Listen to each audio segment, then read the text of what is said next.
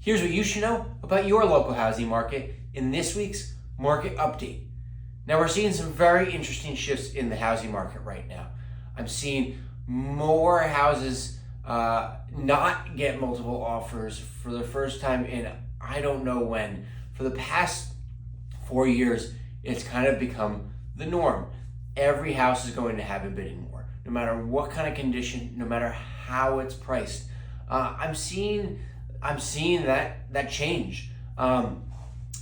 It's become a little bit of a challenging market to navigate in the sense where you've got some of these phenomenal houses, these ones that are in great locations, that are perfectly updated, that are priced perfectly.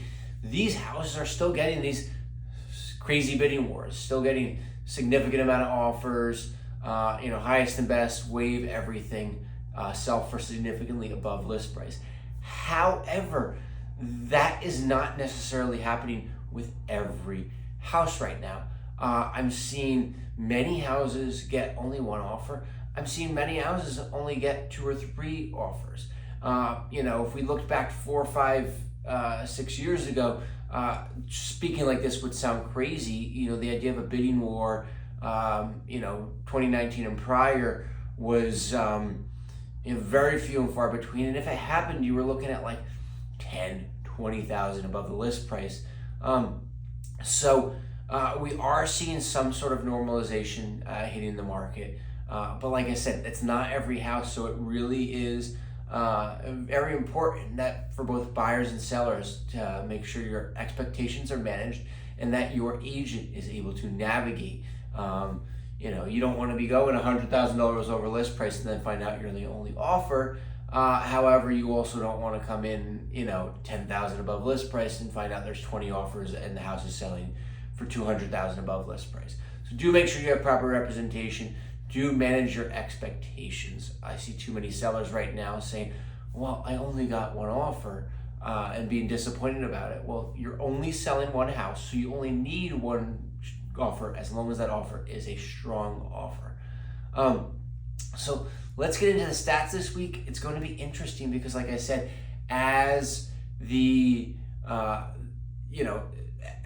been a bit of a divide between different types of housing inventory and how it's performing, I think we're going to see some rather significant fluctuation over the next at least few weeks in terms of the stats, depending on what has been on the market that week.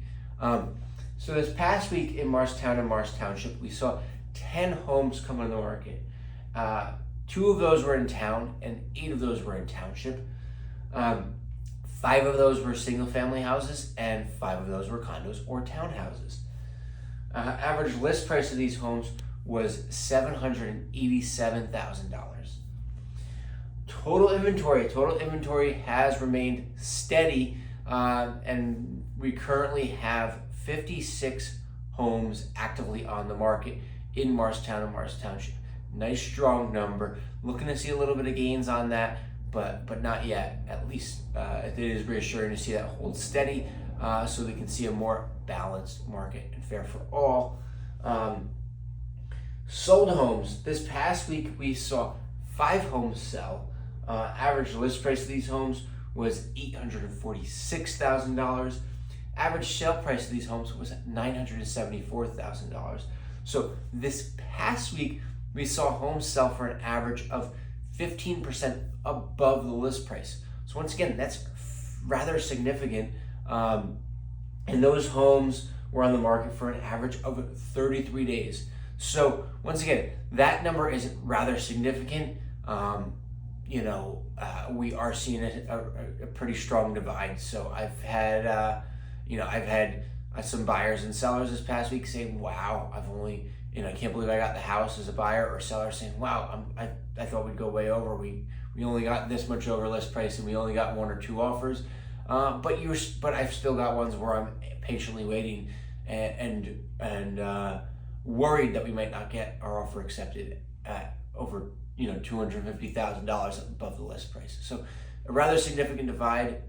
Let's see how that shapes out week by week these coming weeks as we get further into fall.